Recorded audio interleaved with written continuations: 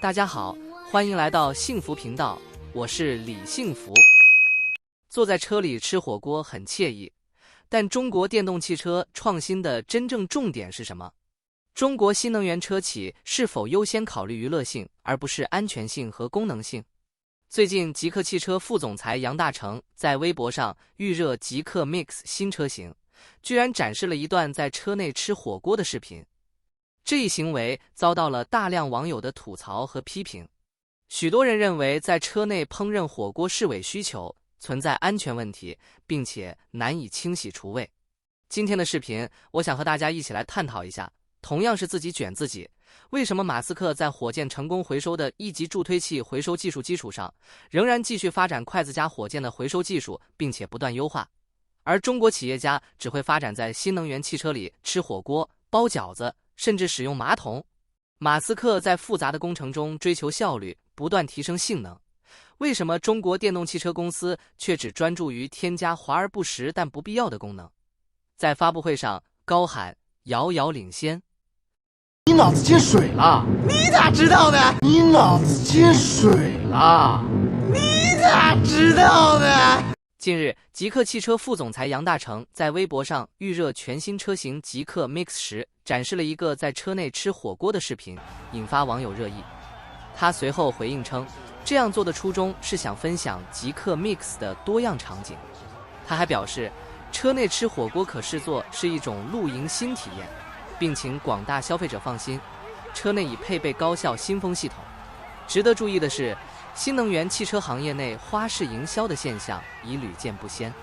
从冰箱、彩电、沙发等家居配置的安装，到厨房、钓鱼等场景的融入，新能源车接入越来越多的生活场景，并成为营销的题材。相比于传统车企，新能源车企缘何对花式营销情有独钟？此类泛娱乐化的营销方式又将对品牌形象产生哪些影响？对此，中国高等院校市场学研究会执委会 CEO 景凤杰发表了自己的看法。景凤杰表示，花式营销的特点就是在产品核心技术和功能之外炫技耍酷，通常会围绕重要的享乐性需求展开。在车内吃火锅并不是汽车使用的优先选项，这种营销策略可能会在短时间内为车企带来大量曝光，但长期来看，如果产品本身没有足够的技术实力和品质支撑，这种流量很难持续。相较于传统汽车制造商，新能源汽车企业，尤其是造车新势力，往往更加重视营销策略的运用。例如，智己汽车联席 CEO 刘涛曾亲自在车内后排展示包饺子、涮火锅的生活场景。吉时汽车创始人昌静则大胆提出车载马桶的创新理念，并成功推出相关产品。这些举动被调侃为将新能源汽车的三电即电池、电机、电控重新定义为冰箱、彩电、大沙发。难道这就是中国在科技进步方面一直宣传的弯道超车，还是遥遥领先？同样是在机械装置上的创新，马斯克不仅要求在技术上实现火箭回收，而且不断完善回收的效率及安全性。中国政府大力补贴新能源汽车的发展，是为了发展更安全有效的行驶工具。如今，新能源汽车的营销不仅毫无底线，而且对汽车本身最基本的安全置若罔闻，自己为自己挖好了坟墓来埋葬自己。截至发稿前，极客副总裁晒车内吃火锅视频，这一微博热搜阅读量超过2700万，可谓是一次成功的花式营销。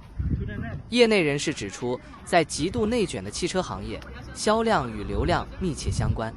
如今，冰箱、彩电、大沙发已经成为智能汽车的标配。部分车企为博取流量，选择在营销上整活制造热点，其中一些车企用力过猛，甚至翻车。其实，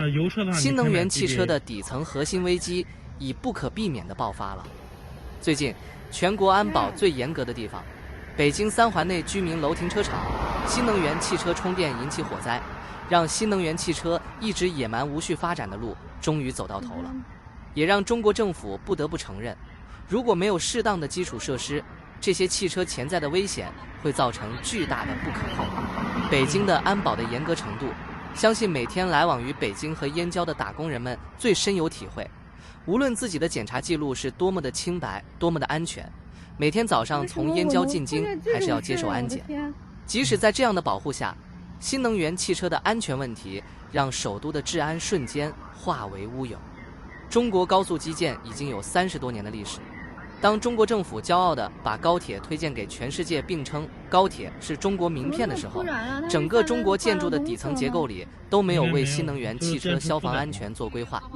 所以，当中国政府倾尽全力去补贴、大力发展新能源汽车，无论是社区还是居民楼的地下停车库，或是顶级高奢商 K 的豪华停车场，都不具备为新能源汽车充电及应付安全事故的能力。随着新能源汽车的安全事故越来越频繁的发生，中国政府也在不断完善相关的法规制度，制定相应的标准。比如自动喷水灭火系统设计规范 GB 50084的有关规定明确说明，每个防火单元应采用耐火极限不小于 2.0H 的防火隔墙或防火卷帘、防火分隔水幕等与其他防火单元和汽车库其他部位分隔。当采用防火分隔水幕时，应符合现行国家标准。当防火隔墙上需开设相互连通的门时，应采用耐火等级不低于乙级的防火门。当地下、半地下和高层汽车库内配建分散充电设施时，应设置火灾自动报警系统、排烟设施、自动喷水灭火系统、消防应急照明和疏散指示标志等等。随着原来的经济支柱房地产泡沫的破灭，中国政府一直在寻找能代替房地产成为下一个经济增长点的行业。政府不惜血本，大力补贴新能源汽车的发展，造成行业急速膨胀、无序发展、野蛮生长。但是，政府并没有进行完善的调研及规划。虽然政府对于新能源汽车的电池造成的2次污染闭口不谈，也没有组织专家对相关的电池充电安全进行充分的调研，但是频繁发生的新能源汽车自燃、充电时的消防隐患，终于让政府不得不站出来有所行动了。数据显示，2024年1至6月，新能源汽车产销分别完成492.9万辆和494.4万辆，同比分别增长30.1%和32%。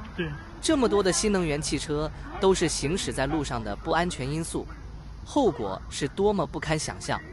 在我们追求技术创新和提升生活品质的道路上，娱乐性固然重要，但核心技术和安全性却更为关键。新能源汽车作为未来的出行工具，理应肩负起更大的责任，而不仅仅是成为营销的噱头。像马斯克一样，将资源投入到真正具有前瞻性的工程上，不断改进产品的实用性和可靠性，这才是创新的本质。中国的新能源汽车市场蓬勃发展，的确是令人自豪的成就，但我们更希望看到的是技术实力的提升，而非花样营销。希望中国企业在引领未来的过程中，能够更加注重实际价值，为消费者提供更加安全可靠的选择，而不是被一时的流量热度所牵绊。感谢大家收看今天的视频，希望大家在评论区分享您的看法。您认为这些娱乐化的设计是创新还是噱头？如果您喜欢我的分析，别忘了点赞和关注幸福频道，更多的深度解析。我们下期再见。来到了天津卫啊，嘛也没学会，我学会了开汽车，压车200多。警察来找我呀，吓我一哆嗦，我是连滚带爬是赚进了好子窝。